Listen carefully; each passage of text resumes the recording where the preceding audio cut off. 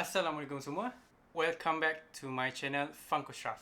Hari ni bukan juga another new, maybe new lah, adalah new Funko Pop yang saya nak share dengan korang. But hari ni is a bit of another educational video. Ciwa. Hari ni nak membezakan apa beza normal Funko Pop dengan Chase Funko Pop.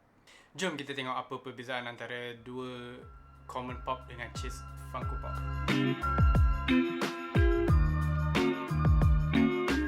Okay, so actually saya ada beli beberapa macam a bit of collection to, a bit of new Funko Pop to add to my collection. And they are Funko Pop yang ada normal version and Chase version, which is hari ni saya akan kongsikan. The first pop for today is that Black Panther. Saya harap korang boleh nampak. Sebelum kita bergerak kepada penjelasan antara kedua ini, saya nak terangkan sikit a bit of history apa itu Chase Funko Pop. Dulu masa roughly around macam the new introduction of Funko Pop, macam ramai orang tak tahu pasal Funko Pop, and what they did is they introduced this Chase version. Dulu apa yang Funko buat adalah kepada to all retailers, they macam kalau dalam satu kotak shipping box, they gonna fit in 6 pops. Boleh muat 6 pop. So dalam 6 pop tu ada one variation. Kalau korang boleh nampak kat sini ada sticker Chase. What they did is that the retailer gonna put randomly in the store, and whenever new customers datang to shop the Funko Pop, they going to find this Chase version. That was the early purpose of introduction Funko Pop Chase. Okay, apa maksud Chase in a world of collecting Funko Pop is that they are a rare variant of common Funko Pop. Macam korang nampak, the one on the left is a common variant untuk Funko Pop for Black Panther. So dekat sini korang boleh nampak Black Panther just wearing his suit without any mask. But kalau korang randomly, contohlah, giving you a situation where you guys shopping at their shop, you're gonna have maybe low chances of finding this Chase version of Black Panther. Chase di sini juga bermaksud bukan dari segi pemakaian atau appearance diorang saja. Maybe they hold different guns ataupun different weapons, ataupun kalau contoh saya punya Naruto collection, this is the common one. Even though it's a AAA exclusive, kita panggil a common version, and this is a Chase version. And this Chase version is a glow in the dark. And another one is, I think it's the latest variant untuk Chase is that a flock version. Chalice Collectible just introduced new version of Chase, which was Demon Slayer punya Funko Pop. Ramai yang cari sampai saya pun terlepas, which was Inosuke flock version ataupun Chase flock version. Chase flock version, dia punya Chalice exclusive was Inosuke pakai the mask, and the other one is without the mask, tapi both are flock. Saya rasa that was the latest version of Chase. Sebab sebelum ni yang saya tahu, apa yang beza adalah dari segi pakaian, weapon ataupun glow in the dark. And maybe some of it was metallic. It was the Green Goblin, the only Chase metallic yang saya tahu lah setakat ni. Maybe there are others that I have missed. You guys can comment down below apa jenis Chase version yang korang tahu.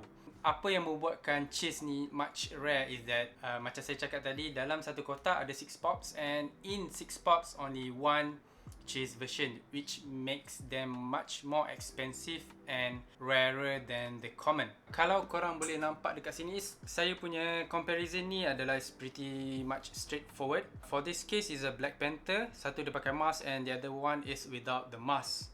And that's pretty much it. Dia tak ada beza. Tapi ada certain pop, please do bear in mind that bukan semua Funko Pop ada Chase version. Okay, so senang cerita macam mostly of, boleh kata, famous character in movie ataupun artist sahaja yang ada Chase version. Macam contoh kalau korang tengok The Umbrella Academy, Chase version only ada hanya untuk Vanya dengan number 5. Kalau dia orang punya common version for number 5 is that, kalau korang nampak dekat situ, dia hanya pakai he wears nothing but just a uniform school t-shirt. Kalau korang boleh nampak kat sini. And dia punya Chase version is that dia pakai mask. Itu je dia punya difference in Chase. While for Vanya pula, it's quite interesting. Kalau common dia, she's in her black suit playing a violin. Tapi kalau Chase version, kalau korang tengok dia punya ending series, you know what happened, why she turns into white. So this is the Chase version of Vanya. And yes, back to Black Panther, this is the Chase version. Ada juga yang saya beli, a new additional Chase for my collection is that Mr. Punisher, the Punisher.